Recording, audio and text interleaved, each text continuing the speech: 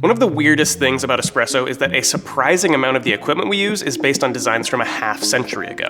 I mean, the E61 group head is called that because it was designed way back in 1961. Now, I'm not saying your espresso machine should have a quantum computer in it or anything, but maybe some of these holdovers are holding us back. I would argue that one of these vestiges could be the 58mm group head. It's been the industry standard for quite some time now, and it's certainly capable of pulling good shots, but it's a little wide. That width can sometimes make it a bit finicky, and that's part of why narrower baskets are becoming more popular.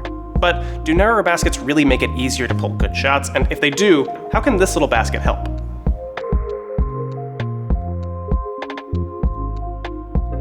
This is the SWORKS 49mm Step-Down Basket. It's built to an absurdly high standard. This little guy started out as a 1 kilogram block of 17-4 stainless steel. It's much heavier than your standard stamped basket, meaning it flexes less under pressure. It also has straight sidewalls and holes that go right up to the edge to aid in producing as even of an extraction as possible. The holes are also cut in a pretty citrus/flowery kind of pattern. As far as I can tell, I don't think this does anything tangible for your espresso, but I mean, look at it. It's neat. All of that is cool, but of course the best thing about this basket is its diameter. Or more specifically, its two different diameters. This drops into a standard 58mm portafilter, but the basket's inner diameter is 49mm. Now, to a normal person, this probably seems entirely uninteresting. If you're here, I hope you're already a bit hyped up about this. If you're not, let me explain why it's cool. Narrower, deeper baskets have a few sneaky advantages over wider ones. Most of these advantages are just down to simple physics. A narrower basket means more restricted flow, which means you can grind a bit coarser for the same recipe. This can help reduce bitterness and astringency by reducing the quantity of ultrafine particles which are over-extracted or end up in your cup. A deeper basket also means the puck itself acts as a better filter. The longer the water travels, the fewer fine particles make it out the other end. This same effect also produces more consistent flow and less channeling. In a shallower basket, it's just easier for one little inconsistency to bridge the top and the bottom of the puck and let water go gushing through. These may seem like minute differences, but together they have a surprising impact. These same benefits are also why we've been big fans of 53mm machines from day one, and they also represent the inception of our Luca A53 machines.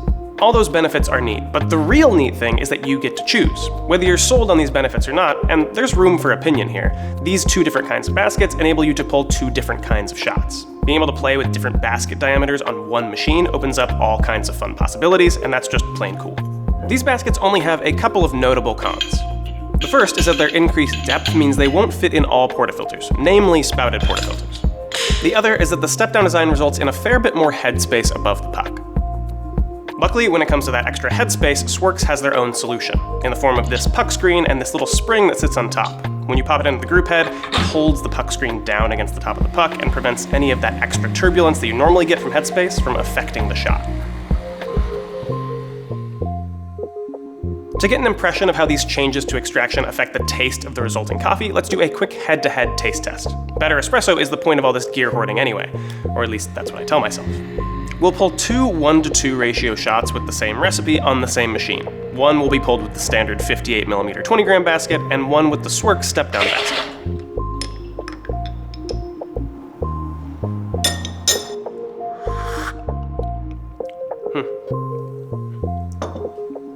There's a clear difference between these two, both pulled to the same recipe.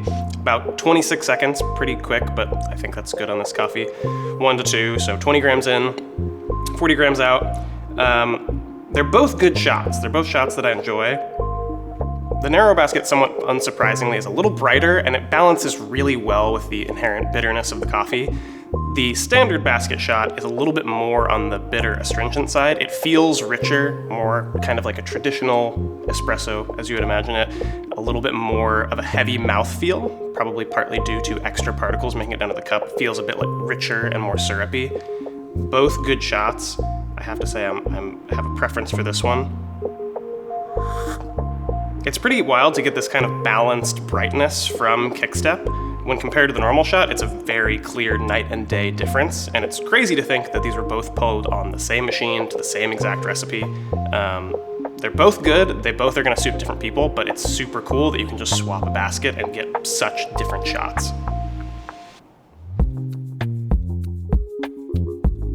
Wrapping up this video, I want to be clear about one thing. There's nothing truly wrong with 58mm machines.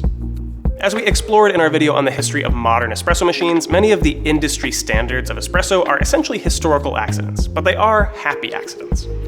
That said, narrower baskets do provide plenty of interesting benefits, and we're just glad to have our hands on something that allows us to get them on just about any machine we want. We also hope and expect to see more designs like this in the near future. Who knows, maybe 2-foot-long 10mm baskets are the next big thing. For more gear overviews and experiments, tap subscribe, and as always, thanks for watching.